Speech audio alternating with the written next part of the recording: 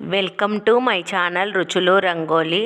జై శ్రీకృష్ణ. మనం భగవద్గీత నేర్చుకుందాంలో ఈరోజు 4వ అధ్యాయంలోని 38వ శ్లోకము భావము వివరణ తెలుసుకుందాం.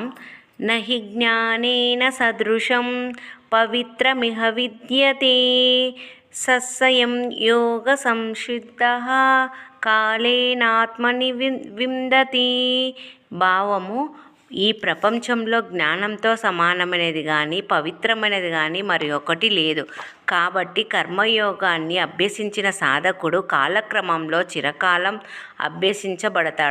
అభ్యసించడం వలన జ్ఞానాన్ని సంపాదించుకుంటాడు. వివరణ: ఈ ప్రపంచంలో యజ్ఞం, దానం, తపస్సు, పూజలు, వ్రతాలు, ఉపవాసాలు, గంగా, యమున మొదలైన తీర్థంలో స్నానం ఆచరించడం ఇలాంటివన్నీ రూపుమాపి జీవులను పవిత్రులుగా చేస్తాయి. కానీ ఇవేవి కూడా జ్ఞానంతో సమానమైనవి కావు అని పరమాత్మ గట్టిగా చెబుతున్నాడు. అసత్యం, శౌర్యం, వ్యభిచారం మొదలగు పాపాలు, రాగద్వేషాలు, అహంకారం, మమకారం మొదలైన వికారాలు నశించడం వలన సాధకుడు పవిత్రుడు అవుతాడు. అజ్ఞానం నశించడం వలన అతని మనసు, ఇంద్రియములు, శరీరం కూడా గొప్పగా పవిత్రమవుతాయి. అందుచేతనే జ్ఞాని అయిన మహాత్ముల యొక్క దర్శన భాగ్యం మనల్ని మారుస్తుంది.